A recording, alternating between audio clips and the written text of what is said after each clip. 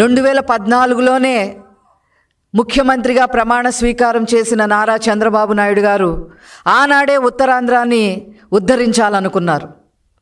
ముఖ్యంగా విశాఖపట్నాన్ని ప్రపంచ పటంలోనే ఏఐ గ్లోబల్ హబ్గా విశాఖపట్నాన్ని మ్యాప్లో పెట్టాలని చెప్పి సంకల్పించారు. విజన్ 2047లో భాగంగా ఉత్తరాంధ్రాన్ని అన్ని రకాలుగా ముందుకు తీసుకెళ్ళాలి, అభివృద్ధి పదంలోకి తీసుకెళ్ళాలి అని చెప్పి ఆనాడే నారా చంద్రబాబు నాయుడు గారు సంకల్పించారు. ఆ రోజే గూగుల్ డేటా సెంటర్కి నాంది పడటం జరిగింది. అనేక రాయితీలు ఇవ్వటం జరిగింది. జీవో నెంబర్ 9, జీవో నెంబర్ 15 విడుదల చేయటం జరిగింది. యువత భవిష్యత్తు గురించి ఆలోచించి అనేక వేల ఉద్యోగాలు డేటా సెంటర్ వస్తే కనుక ఖచ్చితంగా వస్తాయి అని చెప్పి ఆనాడు నారా చంద్రబాబు నాయుడు గారు సంకల్పించడం జరిగింది. అనుకోకుండా 2019లో వైసీపీ ప్రభుత్వం ముందుకొచ్చింది. ఉత్తరాంధ్రాని సర్వనాశనం చేసింది. నారా చంద్రబాబు నాయుడు గారు తీసుకొచ్చిన డేటా సెంటర్ని, గూగుల్ డేటా సెంటర్ని కాల రాసేసింది. వైజాగ్ని గంజాయిగా ప్రదేశంగా మార్చేసింది. ఉత్తరాంధ్రాని కబ్జాల కోరుగా, భూ కబ్జాల మయం చేసేసింది. కిడ్నాప్కి నిలయంగా చేసేసింది. బ్లాక్ మనీకి అడ్డాగా మార్చేసింది. లిక్కర మాఫియాకి అంకురార్పణ చేసింది. ప్రజల్ని భయభ్రాంతుల్ని చేశారు. అలా 2019 నుంచి 2024 వరకు ఉత్తరాంధ్రాని, ముఖ్యంగా విశాఖపట్నాన్ని సర్వనాశనం చేసి ఎంపీ కుటుంబాలే కిడ్నాపులకి గురైన పరిస్థితులకి తీసుకొచ్చింది. మళ్ళీ 2024లో ముఖ్యమంత్రి అయిన తర్వాత నారా చంద్రబాబు నాయుడు గారు మళ్ళీ ఉత్తరాంధ్ర బాట పట్టడం జరిగింది. ఉత్తరాంధ్రాని ఆర్థిక రాజధానిగా ఏమైనా సరే నిలబెట్టాలి అని చెప్పి సంకల్పించారు. విజన్ 2047లో భాగంగా ఖచ్చితంగా విశాఖపట్నాన్ని తయారు చేయాలి అని సంకల్పించి మరి గూగుల్ డేటా సెంటర్ని తీసుకురావాలని చెప్పి నిర్ణయించుకున్నారు. ఐటీ శాఖ అమాత్యులుగా నారా లోకేష్ గారు కఠోర శ్రమతో భయపడిన వాళ్ళని మళ్ళీ వాళ్ళకి ధైర్యం చెప్పి వైజాగ్కి ఈరోజు గూగుల్ డేటా సెంటర్ని తీసుకురావటంలో సక్సెస్ అయిన ఏకైక నాయకులు నారా లోకేష్ గారు. 600 ఎకరాలు భూమిని కేటాయించడానికి మరి ముందుకొచ్చారు. ఈజ్ ఆఫ్ డూయింగ్ బిజినెస్ని స్పీడ్ ఆఫ్ డూయింగ్ బిజినెస్గా మార్చటానికి అహర్నిశలు నారా చంద్రబాబు గారు, నారా లోకేష్ గారు కృషి చేశారు. దాని ఫలితమే రేపు నారా చంద్రబాబు గారి చేతుల మీదుగా, ఐటీ శాఖ అమత్యులుగా నారా లోకేష్ గారి చేతుల మీదుగా గూగుల్ డేటా సెంటర్ శంకుస్థాపన జరగబోతుంది. రేపు ప్రపంచంలోనే ఇది లిఖించదగ్గ రోజుగా మారబోతూ ఉంది. వేల ఉద్యోగాలు రాబోతూ ఉన్నాయి. యువతకి ఒక భవిష్యత్తుని చూపించడానికి బాటలు వేయడం జరిగింది. ఒక 1 గిగావాట్ హబ్గా రేపు వైజాగ్లో గూగుల్ డేటా సెంటర్ రాబోతూ ఉన్నాయి. సబ్మెరీన్లో మరి అండర్ కేబుల్స్ రాబోతూ ఉన్నాయి.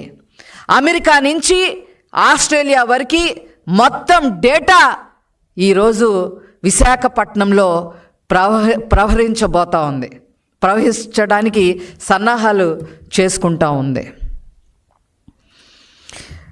అంతేకాకుండా అక్కడ మరి క్లౌడ్ ఆపరేషన్ తెలిసిన వాళ్ళకి, ఏఐ తెలిసిన వాళ్ళకి, అదేవిధంగా మెషిన్ లెర్నింగ్ ఇంజనీరింగ్ తెలిసిన వారికి, డేటా సైంటిస్టులకి, సైబర్ సెక్యూరిటీ స్పెషలిస్టులకి, అదేవిధంగా నెట్వర్క్ టెక్నీషియన్లకి, ఫెసిలిటీ మేనేజ్మెంట్ తెలిసిన వారికి, అదేవిధంగా సర్వీసెస్ అందించే వాళ్ళకి, సర్వర్ మ్యానుఫ్యాక్చరింగ్ సర్వీసెస్ అందించే వారికి, కూలింగ్ టెక్నాలజీ సర్వీసెస్ తెలిసిన వాళ్ళకి, అట్లాగా ప్రత్యక్షంగా పరోక్షంగా దాదాపు 30,000 ఉద్యోగాలు రేపు యువతకి రాబోతా ఉన్నాయి. ఇది ఇలా ఉంటే ఈ గూగుల్ సెంటర్ రావటానికి వీలు లేదు అని చెప్పి ఈ వైసీపీ అరాచక పార్టీ, ఈ వైసీపీ దోపిడీ పార్టీ చనిపోయిన రైతుల పేరు మీద భూసేకరణ జరగటానికి వీల్లేదు అని చెప్పి కోర్టుల్లో పిటిషన్లు వేయటం జరిగింది. ఇది పర్యావరణానికి అడ్డుగా నిలుస్తుంది ఈ గూగుల్ డేటా సెంటర్ అని చెప్పి పిటిషన్లు వేయటం జరిగింది. అంతేకాకుండా రాయితీలు ఇవ్వటానికి వీలు లేదు అని చెప్పి మా ప్రభుత్వంపై విరుచుకు పడటం జరిగింది. కోర్టు మెట్లెక్కడం జరిగింది. ఒక దశలో గూగుల్ డేటా సెంటర్ని ఇదో పెద్ద గోడౌనా అని చెప్పి మాట్లాడటం కూడా జరిగింది. వీటన్నిటికీ చర్మగీతం పాడే విధంగా కోర్టు వాళ్ళకి అక్షంతులు వేయటం జరిగింది. చాలా తీవ్రంగా వాళ్ళని పరిగణించడం జరిగింది. కోర్టు చాలా తీవ్రంగా వాళ్ళకి మొట్టికాయలు వేయడం జరిగింది.